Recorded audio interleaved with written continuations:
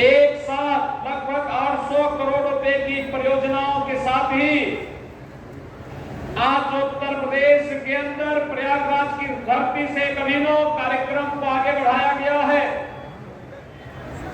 कि कुख्यात माफियाओं के कब्जे से मुक्त कराई गई भूमि पर प्रधानमंत्री आवास योजना के अंतर्गत 76 परिवारों को आज उनका आवास सौंपने का चाबी वितरण करने का एक पवित्र कार्यक्रम आज यहां संपन्न हो रहा है। इसके लिए प्रयागराज की धरती को कोटि कोटि नमन करते हुए मैं उन सभी 76 परिवारों के साथ साथ अब तक प्रदेश के अंदर आदरणीय प्रधानमंत्री मोदी जी के मार्गदर्शन और प्रेरणा से उनके अनुकंपा से जिन 54 लाख गरीबों को एक एक आवास प्राप्त हुआ है, उन सबका भी हृदय से अभिनंदन करता हूं, बधाई देता हूं। भाइयों बहनों, कहने के लिए 76 आवास है, लेकिन इसके पीछे एक पवित्र भाव है।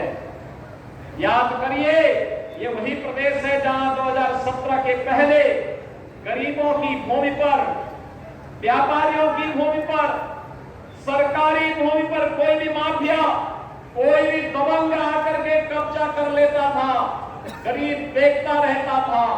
लेकिन अब उन्हीं माफिया और दबंगों से छुड़ाई गई भूमि पर गरीबों के लिए आशियाना बन रहे हैं, अच्छे भवन बन रहे हैं।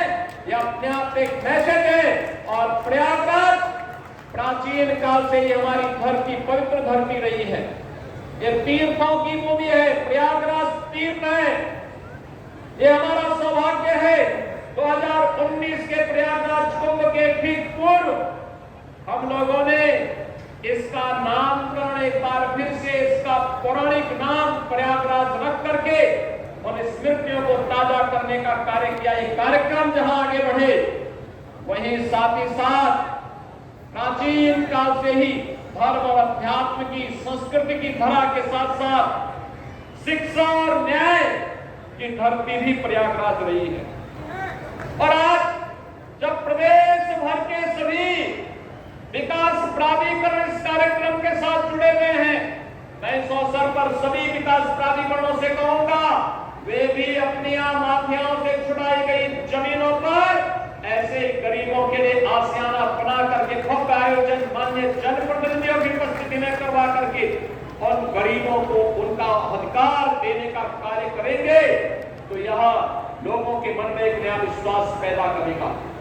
ये सुशासन की वह शुरुआत है जो आदरणीय प्रधानमंत्री जी ने 9 वर्ष पहले देश के अंदर रखी थी।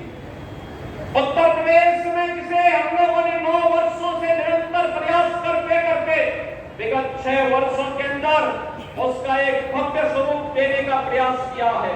और वह अनेक कार्यक्रमों के माध्यम से प्रदेश के अंदर हम सबको देखने को मिला है। उन्होंने 2 महत्वपूर्ण चीजों के लिए कहा।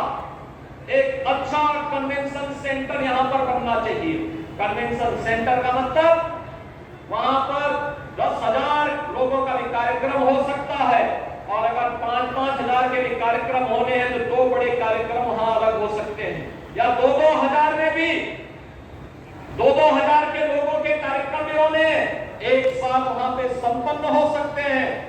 और साथ साथ वहां पे हर प्रकार के सार्वजनिक कार्यक्रम, मांगलिक कार्यक्रम या कोई सार्वजनिक कार्यक्रम, बड़े से बड़े कार्यक्रम से लेकर के सामान्य कार्यक्रमों की दृष्टि भी अच्छा कन्वेंशन सेंटर। और मैं यहाँ प्रयागराज विकास प्राधिकरण से कहूंगा, तत्काल इसका डीपीआर बना करके, लैंड चिन्हित करके इस कार्यक्रम को आगे बढ़ाने की आवश्यकता है। यह हमारी आज की आवश्यकता है।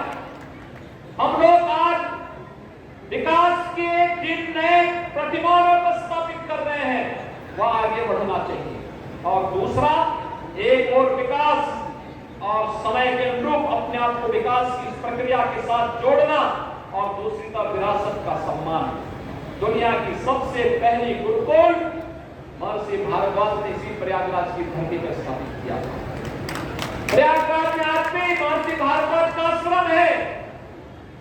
उनका विमानन शास्त्र आज भी एक नई प्रेरणा बना हुआ है। और इसके लिए हम लोगों को एक बार फिर से फ्लाइंग क्लब और फ्लाइंग क्लब के माध्यम से इस दिशा में आगे और क्या अनुसंधान इस क्षेत्र में हो सकते हैं, इस कार्यक्रम को आगे बढ़ाने के लिए भी मैं यहाँ विकास प्राधिकरण और लोकल मंडलायुक्त और यहाँ के जिला प्रशासन से भी कहूंगा, इस प्रक्रिया को वे आगे बढ़ाने की कार्रवाई करें। उत्तर प्रदेश का सिविल एविएशन विभाग इस कार्यक्रम को उसी गति से आगे बढ़ाने का कार्य करेगा जिस गति के साथ एयरपोर्ट का निर्माण प्रयागराज की धरती पर हुआ। और इंजन की ताकत, इस ताकत के बल पर आज हम सब, आप सभी जनता जनार्दन के आशीर्वाद से, आदरणीय प्रधानमंत्री जी के मार्गदर्शन और उनकी कृपा से उत्तर प्रदेश को नए भारत के लिए उत्तर प्रदेश के रूप में स्थापित कर रहे हैं।